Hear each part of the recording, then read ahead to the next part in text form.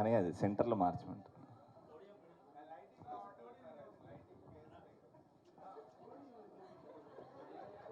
ఎవరికి చెప్తున్నారు సార్ మీరు లైటింగ్ గురించి? ఎవరితో మాట్లాడుతున్నారు? ఇక్కడుండా నాకు ఇతంతో భయంగా ఉంది.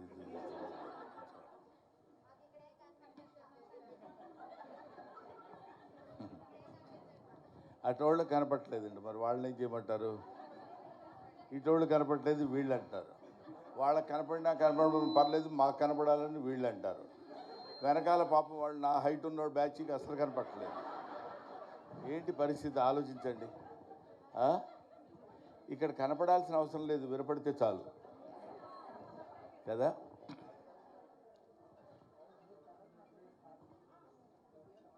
సభకి ఆసీనులైన ఢిల్లీ యూనివర్సిటీ ప్రొఫెసర్ గారు, మా అమ్మాయి రేణు దేశాయ్, శ్రీ రామచంద్ర యాదవ్, ఆయన గురించి నేను ప్రత్యేకంగా చెప్పాల్సిన పని లేదు. ఈ కార్యక్రమమే చెప్తుంది ఆయన గురించి. చాలామంది పొలిటికల్ లీడర్స్ అద్భుతమైనటువంటి కార్యక్రమాలు నిర్వహించి కొన్ని లక్షల మంది జనాన్ని పోగేసుకుని నేను నా పార్టీ ఇది నేను ఇది అని చెప్పుకోవడానికి ప్రయత్నించే రోజుల్లో అలా కాకుండా ఇటువంటి కార్యక్రమాలు చేయాలి, ఉపాధ్యాయుల్ని గౌరవించాలి. ఎంత మంచి మాట అండి అది. ఉపాధ్యాయుల్ని గౌరవించాలనే మాట విని ఎంతకాలం అయింది? ఉపాధ్యాయులకి అవార్డులు ఇవ్వాలి అనే ఆలోచన వచ్చిన మనుషులు ఎంతమంది ఉన్నారు? పైగా ఆ ఉపాధ్యాయులు ఏ సందర్భంలో పెట్టారంటే ఎక్కడో గబ్బక్కున కనపడ్డారు, మన స్కూల్లో ఉన్న 4 ఉపాధ్యాయులను తీసుకురంటారు, దండలేసి ఫోటో తీసుకుని ఉపాధ్యాయులను సత్కరించిన రామచంద్ర యాదవ్ అని పెట్టచ్చు. కాదు, సావిత్రిబాయి పూలే ఆ మహాతల్లి ఇవాళ ఎంతమంది సమాధుల మీద మనం నిలబడి జాతీయ జెండా ఎగరేస్తున్నామో తెలుసు కదండి. అలాగా ఎంతోమంది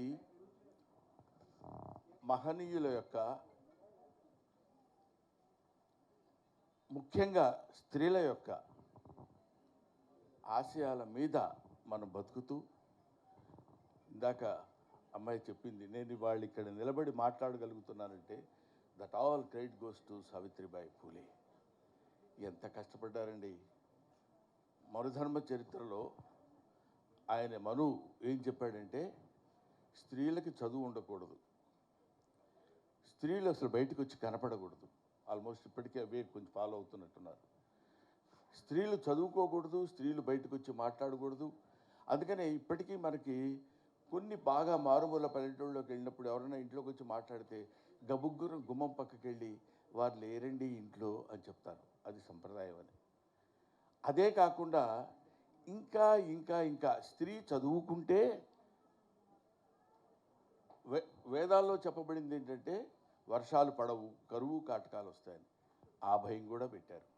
ఎంతవరకు స్త్రీ జాతిని అణగదొక్కాలో అంతవరకు అణగదొక్కుతూ వాళ్ళు పైకి రాకుండా ఉండాలని కోరుతూ వాళ్ళకు ఒక వ్యక్తిగతమైనటువంటి అభిప్రాయం ఉండకూడదు. లేడీస్ అంటే దానికి లేడీస్ తయారైపోతున్నారు అంటున్నారు ఈ మధ్య కూడా. అదేంటి లేడీస్ అసలు మనుషులు కాదా, వాళ్ళు తయారవ్వకూడదా? అందుకని ఇంకా భయంకరమైనటువంటి ఆచారాలు కూడా చిన్నప్పుడు మాకంటే ముందు తరం వాళ్ళ దగ్గర సతీ సహగమనం. భర్త చచ్చిపోతే భార్యని చితులకు తోసేవాళ్ళు. ఎందుకంటే మనకి కొన్ని అద్భుతమైనటువంటి ఆలోచనలు, మరి ఆ నమ్మకాలు ఇవన్నీ ఉండేవేమో. ఇప్పుడు ఆ నమ్మకాలు దేవుడి దయ వల్ల లేవు. లేకపోతే వీడితో పాటు వాడు, వాడితో పాటు వాళ్ళు మొత్తం అంతా వెళ్ళిపోయి దూకేసి వీడి ఆత్మ ఇటో వెళ్తుంది, ఆ ఆత్మతో పాటు ఈవిడు కూడా వెళ్ళిపోవాలి. ఇద్దరికి కొంచెం ఇబ్బందికరమైన పరిస్థితి అది. ఈ జన్మతో దీన్ని వదిలించుకుందామని వాడు అనుకుంటే కుదరదు, వీడి జన్మకి వీడు లేకుండా ఉంటాడనుకుంటే అది కుదరదు. ఇద్దరు మళ్ళీ అక్కడికి వెళ్ళినా సరే నా కర్మ ఇలా కాలింది ఏంటని అనుకునే స్థితి లేకుండా, ఇది ఇప్పుడు మనం చక్కగా చెప్పుకోవడానికి నవ్వుటానికి వీలుగా ఉంటుంది. కానండి ముక్కు పచ్చలారని ముద్దు బిడ్డలు, చిన్న పిల్లలు, ఆడపిల్లలు భర్త ఏదో కారణం చేత చచ్చిపోతే, ఆ రోజుల్లో ఇంకా బాల్య వివాహాలు ఉండేవి. చిన్నపిల్లల్ని తీసుకెళ్ళి పెద్దవాళ్ళకి ఇచ్చి వివాహం చేయడం, అది ఎంత దుర్మార్గం ఒకసారి ఆలోచించండి. అందుకే కన్యాశుల్కంలో గురజాడ అప్పారావు చెప్తాడు, పుత్తడి బొమ్మ పూర్ణమ్మ అనే స్టోరీలో ఏం చెప్తాడంటే, మీరు జాగ్రత్తగా పరిశీలించండి, 10 ఏళ్ళు 9, 10 ఏళ్ల పిల్ల పసికందు, దానికి ఏమీ తెలియదు.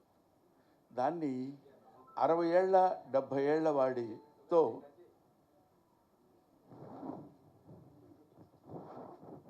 60 ఏళ్ళు 70 ఏళ్ళు ఉన్న వాడికి ఇచ్చి వివాహం చేస్తారు. వివాహం చేస్తే ఆ వివాహం చేసిన వాడికి అంతకుముందే భార్యలు ఉన్నారు. ఆ భార్య చచ్చిపోయింది. భార్య లేకుండా వీడు చచ్చిపోతే వీడికి స్వర్గప్రాప్తి ఉండదు కాబట్టి కావాలి, భార్య కావాలి కాబట్టి ఒక అమ్మాయిని తీసుకొచ్చి ఇతనికి ఇచ్చి వివాహం చేయాలి. ఆ అమ్మాయిలు చిన్న పిల్లలు, బాల్య వివాహాలు.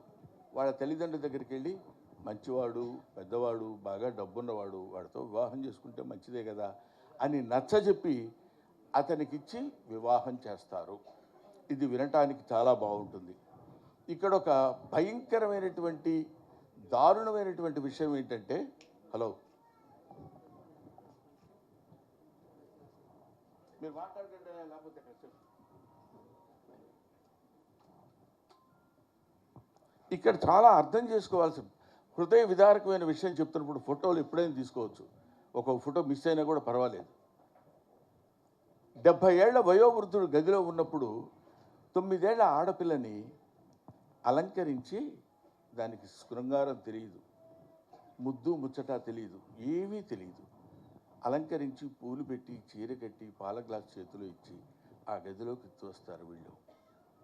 అది అక్కడికి వెళ్తుంది, ఏం మాట్లాడాలో తెలియదు, ఆయనతో ఏమి బిహేవ్ చేయాలో తెలియదు, ఎలా ప్రవర్తించాలో తెలియదు. ఆ దిక్కుమాల వాడి దగ్గరికి వెళ్ళి ఈవిడ అక్కడ నిలబడితే వాడు ఏ రకమైనటువంటి ఆలోచన విధానంలో ఉంటాడో ఊహించండి. అమ్మల కన్నా అమ్మల్లారా విన్నారమ్మా ఈ కథని అంటాడు గురజాడ. అమ్మల కన్నా అమ్మ, అప్పటికే అసలు ఆ పెళ్ళి కాకముందే ఇంతకుముందు భార్యకి పిల్లలు ఉన్నారు, వాళ్ళు అమ్మ అని పిలుస్తారు ఈ పసిబిడ్డని. అమ్మల కన్నా అమ్మల్లారా విన్నారమ్మాయి. అలాంటి బాల్య వివాహాల్ని వ్యతిరేకించి, కాదయ్యా వాళ్ళని చదువుకోనివ్వండి, వాళ్ళకు స్వతంత్ర భావాలను తెచ్చిపెట్టండి అని ఫెమినిజానికి నడుం కట్టినటువంటి మన తెలుగులో చలంగారు లాంటి వాళ్ళు, కందుకూరి వీరేశలింగం లాంటి వాళ్ళు, చిలకమర్తి లక్ష్మీనరసింహం లాంటి వాళ్ళు ఎంతోమంది త్యాగాలు చేసి స్త్రీ జనోద్ధరణకి, స్త్రీ మానసిక జనోద్ధరణకి ఉపయోగపడినటువంటి వాళ్ళు. ముఖ్యంగా ఆ తల్లి ఇందాకే నమస్కరిస్తుంటే ఆమె యొక్క సావిత్రిబాయి పూలే యొక్క నిజంగా షీ ఫీల్స్ ప్రౌడ్.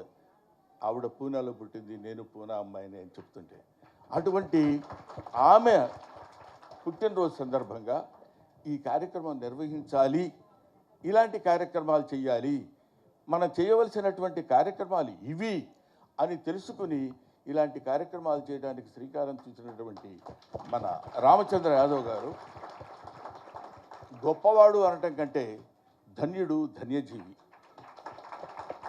అందుకే మనకేమంటారంటే, మా నాన్న అనేవాడు, మీ వయసు ఎంత అని అడిగితే 60 ఏళ్ళు 70 ఏళ్ళు 80 ఏళ్ళు అని చెప్తారా, అది కాదు వయసు. ఇలాంటి సత్కార్యక్రమాలకి, ఇలాంటి సదాలోచనలకి, ఇలాంటి మంచి పనులకి మనం ఎంత సమయాన్ని అయితే కేటాయిస్తామో ఆ సమయాన్నంతా కలుపుకుంటే అది నీ రియల్ ఏజ్ అని చెప్తాను.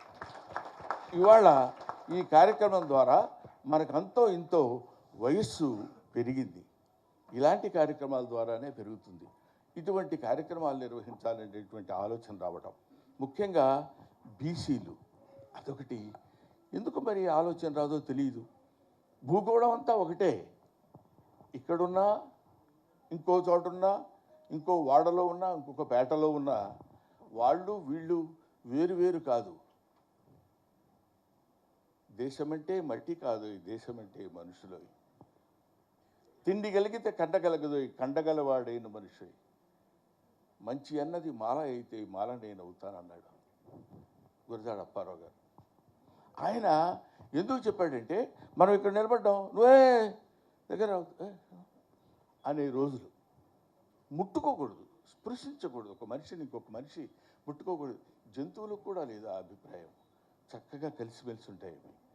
మానవుల్లోనే అంత దరిద్రమైనటువంటి అభిప్రాయాలు వచ్చిన రోజుల్లో కాదు కాదు అందరం ఒకటే అనే ఆలోచన ఎందుకు రాదు? ఇక్కడిని మట్టిని నేను ముట్టుకున్నప్పుడు అక్కడెక్కడో హైదరాబాద్లో ఉన్న మట్టి ఒకటే కదా. ఇక్కడ నేను నిలబడ్డప్పుడు అతను కూడా నిలబడ్డట్టే కదా. ఇక్కడ నేను ఇది ముట్టుకుంటే అతను కూడా ముట్టుకున్నట్టే కదా. We are all one, God is one, earth is one, everything is one, oneness అనేటువంటిది స్త్రీలు పురుషుడు పిల్లలు పెద్దలు అనేటువంటి తారతమ్యాలు లేకుండా అందరూ ఒకటే, అందరూ చదువుకోవచ్చు, అందరికీ విజ్ఞానం కావాలి. Knowledge is power. తమసోమ జ్యోతిర్గమయ, అసతోమ సద్గమయ, మృత్యోర్మ అమృతంగమయ అని చెప్పినటువంటి గౌతమ బుద్ధుడు ఎట్లాంటి అద్భుతమైనటువంటి మాటలు చెప్పాడో చూడండి. మీరు రాకూడదు, మీరు చదువుకోకూడదు, మీరు చదువుకుంటే ఇట్లాంటి దారుణమైనటువంటి స్థితులు ఏర్పడతాయని భయపెట్టి చదువుకి దూరంగా ఉంచి వేదాలను అసలు ముట్టుకోకూడదు స్త్రీలు అని చెప్పిన రోజుల్లో ఇవాళ మనం ఈజీగా సావిత్రిబాయి పూలే గురించి ఆవిడ చాలా గొప్పది, ఎంతో సంఘ సంస్కర్త, ఇలాంటి ఆడవాళ్ళ గురించి ఎంతో కష్టపడింది అని చెప్పడం కాదు. ప్రాక్టికల్గా ఆలోచించి చూడండి, అది ఎంత కష్టమైనటువంటి విషయమో. ప్రాక్టికల్గా ఆలోచిస్తే అది ఆ రోజుల్లో ఆవిడ ఎంత దారుణమైనటువంటి స్థితిని ఫేస్ చేసి ఉంటుందో ఊహించండి. అందుకని అటువంటి మహనీయుల్ని వాళ్ళ మీద ప్రేమతో కాకపోయినా, వాళ్ళ మీద గౌరవంతో కాకపోయినా, వాళ్ళ మీద భక్తితో కాకపోయినా, వాళ్ళు మన సమాజం కోసం, స్త్రీల కోసం జీవితాలనే త్యాగం చేసినటువంటి మహనీయులు కాబట్టి కనీసం జాలితో అయినా ఇలాంటి కార్యక్రమాలు మనం పెట్టుకుందాం. అందుకని బీయింగ్ ఏ టీచర్, నాకు రామచంద్ర యాదవ్ అంటే కుర్రాడు, ఎంతో ఏదో పార్టీ పెట్టి ఏదో చేద్దాం అనేది కాకుండా యువతని మేల్కొల్పాలి. You can criticise an old man because you know what he is. Don't criticise an young man because you don't know what he will be. ఆ తర్వాత వాడు ఒక అబ్దుల్ కలాం ఇవాళ తయారయ్యాడన్నా, ఒక సర్వేపల్లి రాధాకృష్ణన్ తయారయ్యాడన్నా, ఒక అంబేద్కర్ తయారయ్యాడన్నా, ఒక లాల్ బహదూర్